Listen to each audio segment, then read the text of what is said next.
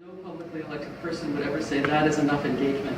And so we continue to do it, and the real sense of that was the more we gave people a chance to tell us what they wanted, the more we could show that we were listening and that we were reflecting back what they wanted in the actual legislation, and the more buy-in there would be in the end. Because ultimately what we're asking people to do is to change their behavior, and that is one of the hardest things to do of all. And so again, back through more specific opportunities for engagement in November and December of last year, a final report from staff so that we actually had the opportunity to look at the specific bylaws, which I'm going to show you the summary in a sec. And then finally in January, just of this year, we actually adopted finally and permanently the bag reduction bylaw. Now ongoing, what we have to do, because that's what just the decisions, is now we've got circumstances set up and programs set up to measure and to report back on how it works, whether it's effective, whether people are buying into it, what the glitches are, because there will be glitches, we know, and also being able to look at how we can sort of measure the performance of the bylaw as we set it out and what the gaps are, and whether or not we have to bring some amendments in the future.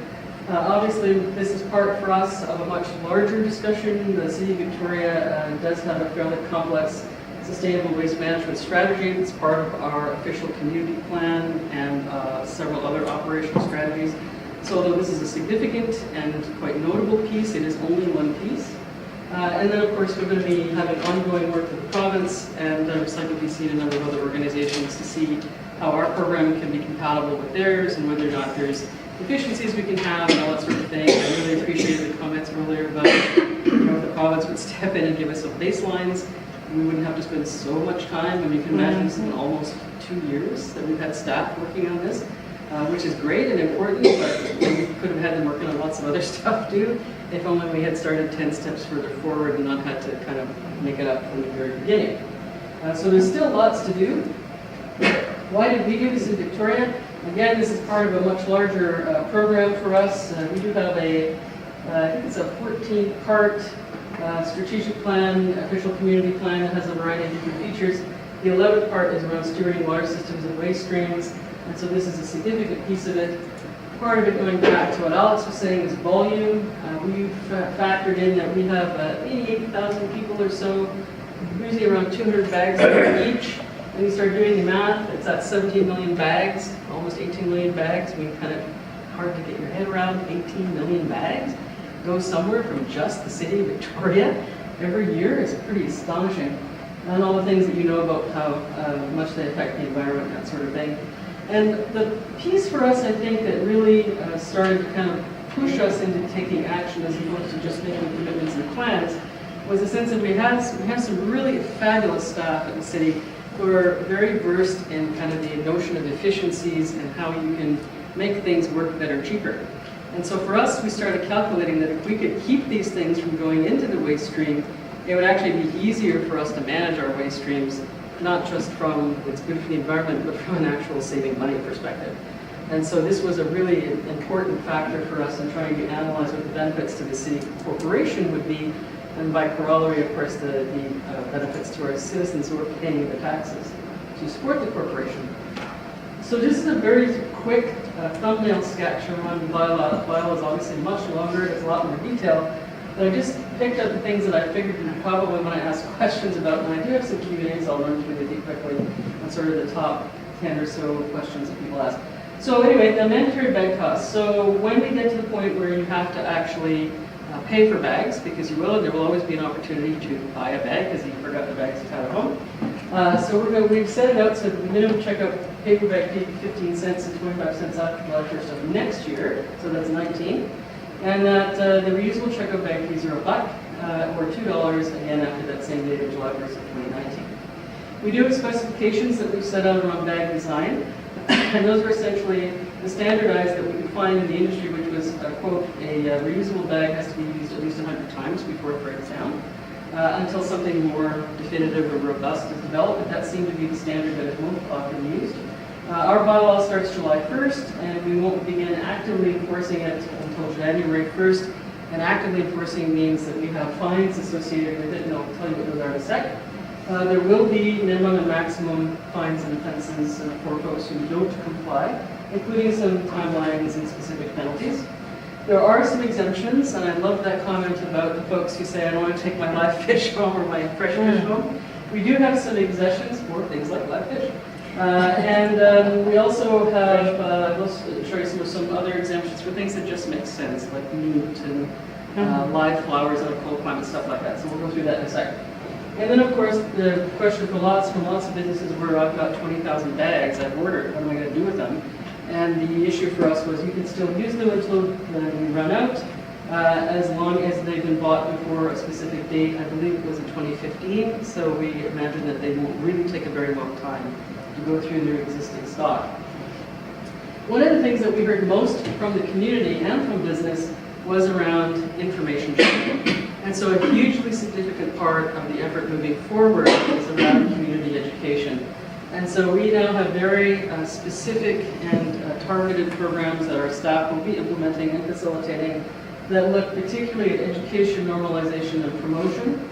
And so this will be an ongoing thing for the next period of time until we can go back to that earlier slide where we've got measurements to evaluate whether or not this is performing well and producing the results that we hope for.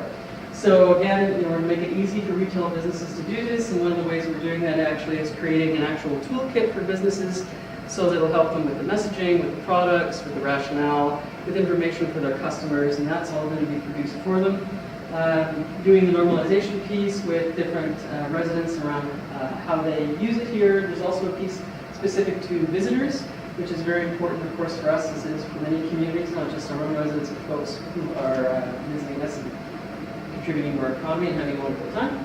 And also around the notion on, interesting notion that we came up with, I don't know, Alex, how you approach this, but the notion that really plastic is precious and shouldn't be wasted, right, on something as foolish as a little bag, because there's lots of things that plastic actually has a use, but it's a very particular use for very particular things and shouldn't be wasted. And so if we're going to look at it from that, this is not the way to use plastic at all. And then, of course, education for partners and retailers, residents, and visitors. And so this is all about a really strong educational communications plan to say, this wasn't a whim. We did a lot of research. We took a lot of time. It's, so more than 2 years from the beginning to when this actually becomes effective. We've anticipated a lot of what we think are the issues and tried to compensate for them. Yes, we know there are issues that we didn't anticipate, and we'll compensate for them as they arise, and that's why this is sort of a living document. So I just got 2 quick slides here, but I just wanted to go through with you a couple things, because these are all the questions that people have asked us most. Does it cover every business? Yes. If you're operating in the city of Victoria, it covers you. What kind of bags are allowed? You can only give a person a bag if you actually ask them if they want one first, and it's a paper or reusable bag. Can I ever give my customer a plastic bag? No. that world is gone.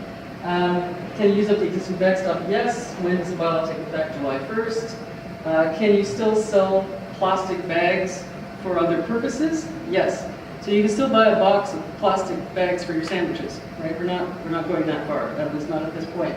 And you can still buy, the box of bags for garbage and that kind of stuff. It's an interesting transition piece. We had lots of debates about that, about whether we were going to try and move that further step down the continuum and try and regulate the use of bags of bags. That's kind of interesting. So we've not gone that far. Are there exceptions? Yes, there are exceptions. Loose bulk items amongst the things that we discussed. Things that prevent direct contact with other fresh foods. Prescription drugs, they often have a requirement for plastic. Newspapers and printed things that are going to come to your household that might be weathered, dry cleaning bags, that sort of stuff. All of that seemed to clutter the discussion about single-use plastic bags at this point in the conversation. That isn't to say that it might not come in the future. We haven't had that conversation yet, and I suspect that as more people become more comfortable and understand the rationale for going in this direction, we might be called on to do that. But when we started to introduce those details into the conversation, it just got very murky, and so we decided to try and keep it very straightforward. Minimum bag fees we've already talked about. How do we determine the fees? People said, well, how did you come up with these weird arbitrary numbers? Actually, what we did was look at a whole lot of other different jurisdictions, costs of different production, and what seemed to be able to reinforce the message that we wanted you to take some additional personal responsibility for bringing the container that you were going to take your food away. Fees are going to be collected by individual businesses. We're not going to tell the business how to use those fees. There was concern at the beginning that this was a tax grab, of course, and that the businesses were going to have to try and be required to remit these fees back to the city. Not going to happen. They can do whatever they like with the fees of taking in fees for plastic bags or for reusable bags. We obviously, I'm trying to encourage them to use that money for something relevant, something related to all of these issues, but we're not going to push that at this particular point. There is enforcement. There will be enforcement, as I said, after January 1st of 2019. The fines are not insignificant. As you can see, an individual can be fined between $50 and $500. A corporation can be fined between $100 and $10,000. That is consistent with other fees and other city bylaws. Obviously, that will be a last resort, and we will always try and go the extra mile around education and collaboration and assistance and support and trying to figure out why it is that they can't seem to agree with or compensate or actually execute under the new bylaws. But as a last resort, we do have fines and they're fairly stiff. And then, of course, there's a really extensive program around education and information sharing. I think that's it. So that is where we are in the city of Victoria, and I will close just by saying one thing. You know, I have to say, as a civic elected person, this was not on my list of things to do in the first few years I was elected. I had the privilege of traveling to Southeast Asia not long ago, and I was in a beach in Cambodia where I was walking along this fabulous beach. It's really soft on the feet. And I looked down and I realized I was walking on a sandy beach that was probably 50% thicker beads. Yeah. It was extraordinary. And I actually took pictures of it, which I didn't bring, I'm sorry. But it was just the most extraordinary thing to scoop up a handful of sand and see that it was half plastic. And that for me was pretty much all I needed to know. So thank you very much. I'm happy to answer questions.